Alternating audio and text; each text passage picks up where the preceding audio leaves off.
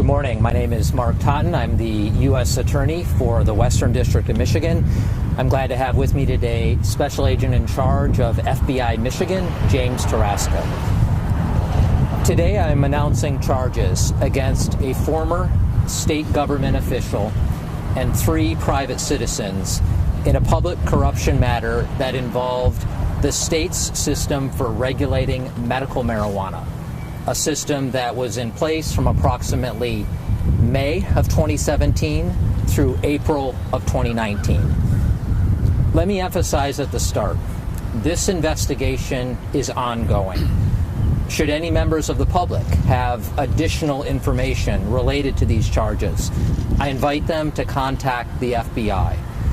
Because this investigation is ongoing and because of the current posture of the case, I'm limited as to what I can say, but I will share with you what I can. Today we filed charges against the following 4 defendants. The first defendant is Rick Vernon Johnson. Johnson served as state representative from 1999 through 2004. During that time, from 2001 to 2004, he served as Speaker of the Michigan House of Representatives. He subsequently ran a lobbying firm for many years here in Lansing, and from May of 2017 through April of 2019, he served as chair of the Michigan Medical Marijuana Licensing Board, which is the focus of our charges today. I am charging Johnson with accepting bribes in violation of 18 U.S.C. Section 666. The second defendant is John Dawood Dalali. Dalali operated 2 businesses, which I will simply refer to as Company A and Company B, consistent with DOJ policy of not naming uncharged third parties. Company A is a business that was registered in the state of Michigan for the purpose of seeking licenses to operate as a medical marijuana provisioning center. Company B was also a business registered in the state of Michigan, but for the purpose of exploring the creation of a digital currency platform for marijuana transactions in the state. I'm charging defendant Dalali with the payment of bribes in violation of 18 U.S.C. Section 666. The third and fourth defendants are Brian Dennis Pierce and Vincent Tyler Brown. Both Pierce and Brown were registered lobbyists in the state of Michigan and did business as Philip Allen Brown Consulting, LLC, and Michigan Growers Consultants, LLC. Both lobbied on behalf of various businesses seeking operating licenses from the Michigan Medical Marijuana Licensing Board, which Johnson chaired. One of these businesses on whose behalf Pierce and Brown lobbied was Company C, which I am also not naming, consistent with DOJ policy. I am charging Brown and Pierce with conspiracy to commit bribery in violation of 18 U.S.C. Section 371. Each of these 4 defendants has signed a plea agreement and admitted to the guilt of these charges. And each of these 4 defendants is cooperating with our ongoing investigation. Later today, my office will file these pleas in federal district court. Now let me share something about this scheme, drawing on what we will file or have filed already today. I will start with a little bit of background. In November of 2008, the people of Michigan passed Proposition 1, a ballot measure that legalized the use of marijuana under state law for medical purposes. In the years that followed, various challenges arose under that system, and in September of 2016, the governor signed into law the Medical Marijuana Facilities Licensing Act, a law that was meant to address some of these challenges. That 2016 law created a 5-member Medical Marijuana Licensing Board as a state agency responsible for the regulation and the oversight of the medical marijuana industry here in Michigan. Among other powers, the board was responsible for granting or denying licenses for various roles within the industry, including growers, processors, provisioning centers as well.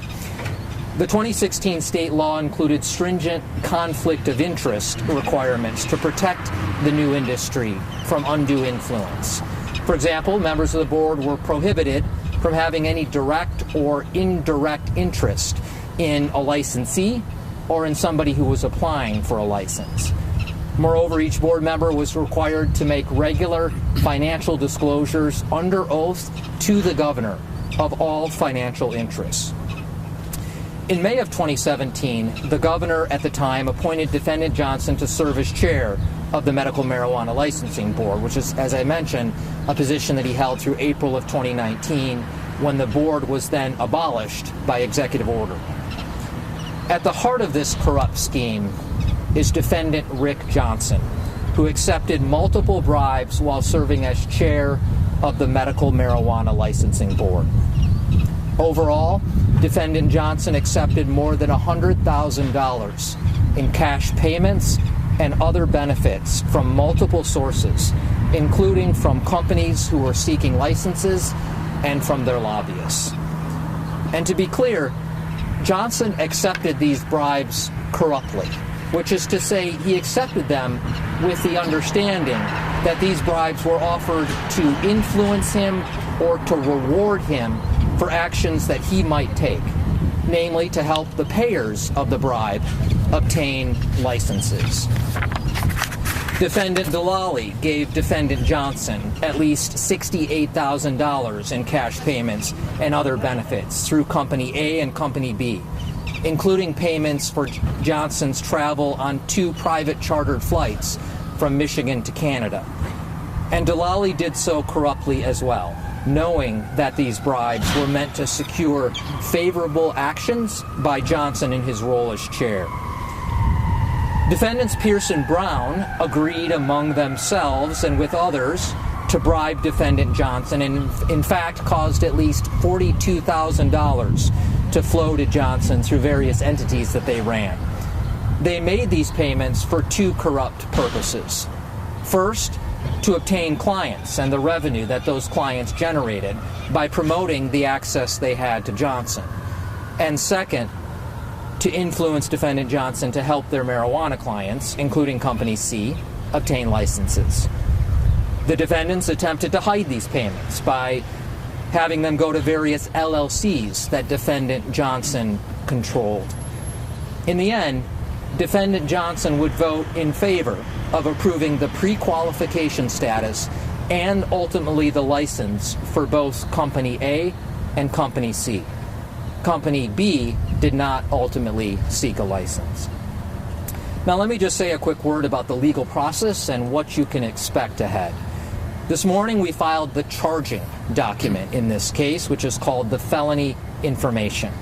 That document is either available right now on Pacer, or we have hard copies with us now that we can provide to you. Later today, once the case file is created, we will be filing 4 separate plea agreements for each of the defendants. All of those documents will also later today be available on Pacer. If you don't have access to Pacer, please let Tiffany know, and she'll make sure that you get a copy of those documents.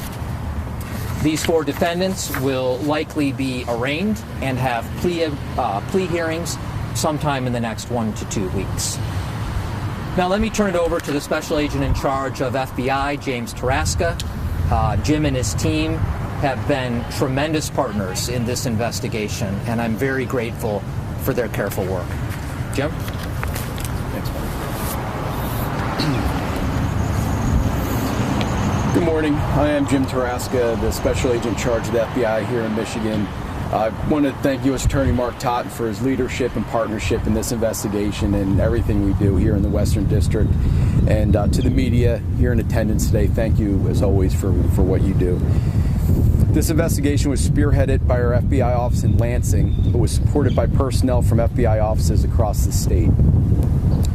The special agents conducting this investigation have been outstanding. But I'd be remiss if I did not mention the forensic accountants and computer forensic examiners who worked with those agents to piece together the money trail and digital evidence to support the charges we're announcing here today.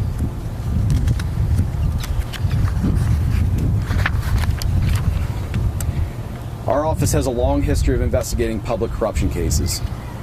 While many of our most high-profile cases have come out of Metro Detroit, I stand here today to make it clear that the FBI in Michigan will work with the United States Attorney's Office to ensure residents in the Western District of Michigan receive the fair and honest government to which they are entitled.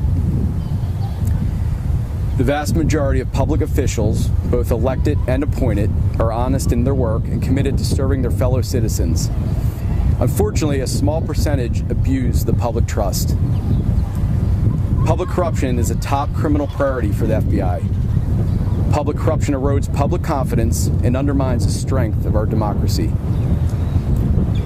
Rooting out corruption is exceptionally difficult, but it is the mission for which the FBI is uniquely qualified. FBI personnel have the experience and skills to conduct necessary undercover operations and the ability and authority to perform court-authorized electronic surveillance.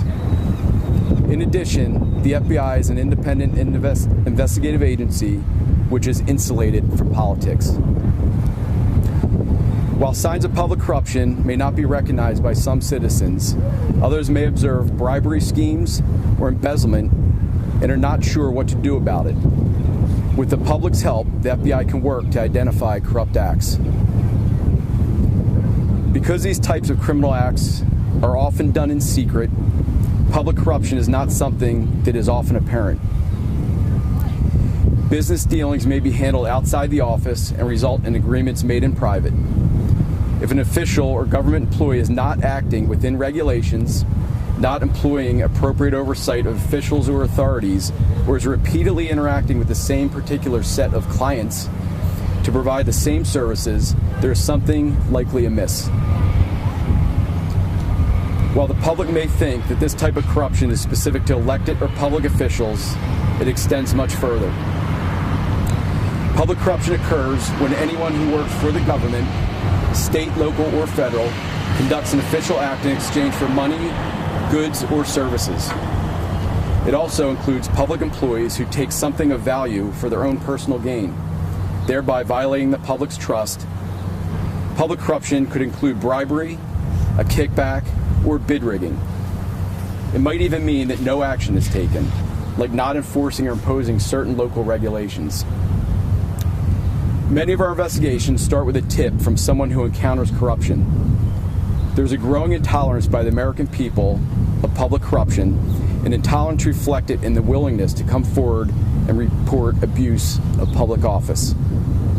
We're always grateful for those who come forward to report corruption. That information is critical to our work. Public corruption can be difficult to detect without the assistance of concerned citizens. If you believe you have information about public corruption, please call the FBI at 1-800-CALL-FBI or submit tips online at tips.fbi.gov. Thank you all again for being here today. Mark, thank you.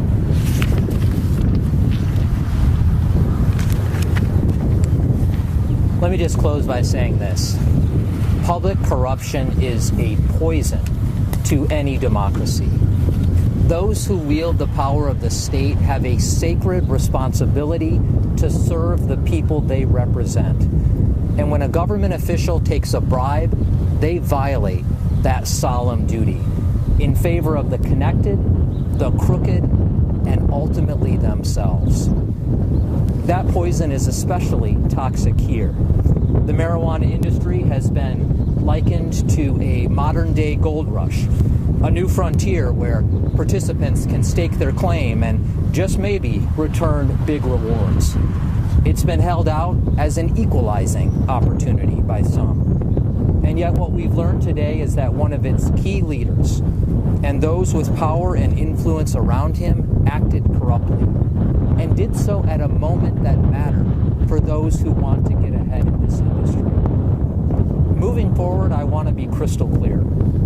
My office, working closely with FBI Michigan, will place the highest priority on our work to prosecute public corruption cases at the local, state, and federal level, wherever we may find them. As with everything we do, we will enforce the law without fear or favor, following the evidence wherever it may lead, with independence and with impartiality. With that, thank you all so much for being here, and I'll turn it over to Tiff, and we're happy to take a few questions. Take a couple questions from the press. Is there going to be any jail time for Rick Johnson or the other defendants? The question was whether there will be jail time for any of the defendants. That's a matter still to be determined. I can tell you that under 18 U.S.C. 666, this was the crime with which defendant Johnson and defendant Delali were charged. The maximum term of imprisonment is 10 years. There's a maximum statutory fine of $250,000 for 18 U.S.C. Section 371, which defendants Pierce and Brown have been charged with and are pleading to. There is a maximum statutory penalty of 5 years imprisonment and also a maximum fine of $250,000. In terms of what actually happens, that's finally a decision for the judge down the road. Attorney Todd, you said the investigation is ongoing. Do you expect others to be charged in this? We will continue to investigate, and it really will depend wherever the facts take us. There's really not much I can say at this point, except that the people I have named today as defendants are cooperating, and we will continue to see where the evidence leads. Yeah, in the back. What can you tell us about how you guys became aware of this case? This investigation, as I think many of you are aware, has been going on for a long time. I can tell you that it started at least as early as December of 2017, and it has included the execution of multiple search warrants, the review of significant amounts of evidence, looking over a lot of digital evidence. I think beyond that right now, though, there's not much more that I can say. Yeah. You had mentioned that this board, that the medical marijuana board that Johnson was a part of, was abolished by executive order back in 2019. Is that related to this case, or why was it abolished? You know, that's not relevant to what we're doing. We're really looking at what happened up until it was abolished, but that's probably all I can say at this point. Yeah. Can you say anything about where Pierce and Brown got the $42,000 they gave to Johnson? Yeah, so I need to stick with what we have in our publicly filed documents right now. You'll see a little more detail. I've tried to really hit all of the main points in what I've said today. You will see some information in the felony information, which we have the copies of now. You will also see some detail in each of the plea agreements, which will be filed. You know, that money, as the documents indicate, and I believe I said this morning, is linked to certain companies that we're not naming at this time. But that's probably all I can say at this point. When do you expect the documents to be in the case? We will file them sometime. We need to wait, make sure that the case file is created, and really that's up to the processes within the clerk's office of Federal District Court. As soon as that appears, we'll be filing the plea agreements, and so I don't think it'll be any earlier than later this morning. Likely be this afternoon. And if you stay in touch with Tiff, you know, we can let you know as soon as they're available. Yes. Where are the defendants right now? Are they currently in custody? Are they at home? What's the current status? You know, they've all are pleading guilty to this. You know, as you all may know, there's a process still that has to follow. There will, as I mentioned, be a plea hearing very likely in the next 1 to 2 weeks. There is not formally a conviction until that plea hearing, when the judge determines and accepts those pleas, and obviously at this point those remain, despite the plea agreements, are allegations until the judge renders that decision. You know, we are not seeking detention. They are cooperating, and they will, you know, until further actions are taken by the court, will remain free persons. We'll go to Dave and then just a couple more. You mentioned that they would have to cooperate under these plea agreements. Can you elaborate at all? And what would you like them? What kind of information would you like them to provide? When you get the plea agreements, you should look closely. There's a lengthy paragraph that describes what that means, but probably the best way that I can summarize it is to say we expect full and complete cooperation on all matters of relevant information to this case. So it is really quite a broad expectation. You'll see that spelled out in the plea agreements. Were there arrest photos that will be available to us? Were they actually arrested? Were there mugshots taken? I do not believe so. They're cooperating. We have plea agreements in this case. Kyle? Is there this press conference is announcing charges and then also plea agreements at the same one, so everything's kind of wrapped up together in a package. Has that been more common here in cases of public corruption, or is this kind of unique that the defendants have cooperated to this extent where you can kind of do everything at once? It really is case by case, contingent on what the particular circumstances are. If facts had gone a different way, we might be just simply announcing charges at this point. But in fact, all four of these defendants agreed to cooperate. As part of their plea agreements, they have waived their right to indictment by a federal grand jury. And so we simply filed an alternative document, the felony information. And, it really is case by case. Here they're cooperating, but that's not always the case. All right. Any last question? We'll take the last two. Do you have any comment on the fact that these are people that basically set the groundwork for this industry in the state? Was the corruption isolated to these people, or did it impact, who made money at the end of the day in this business? Anytime that government officials take bribes, there is an obvious reason to question what happened, and certainly there's reasons to undermine the confidence of the public. I'm not going to speculate about what all of the ramifications were, and I suspect there, may be more to follow about what in fact the result of all of this was. But certainly what I have described today should give anybody reason to question the process and what effect all of these payments of money had on the chair of the board, who was essentially serving as one of the key gatekeepers for the beginning of this fledgling industry. Last question. I'd like to hear from both of you if possible. Personally, you have time. But if you wouldn't mind just kind of sharing how you guys are feeling about this case, at this point in time, and it seems to be a pretty sizable one just from my point of view, and I'd love to hear what you guys are feeling. Yeah, I'll maybe say something, and then Jim, I'll turn it over to you. Everything we do in the U.S. Attorney's Office, every single case that we bring is important. We have very limited resources. We pick and choose our cases. Public corruption cases are especially important because they don't just go to individuals who are immediately affected by them. They go to the very integrity of our democratic system. And so we take this work really, really important. Today is a sad day. This is not news that I am in any way anticipating announcing.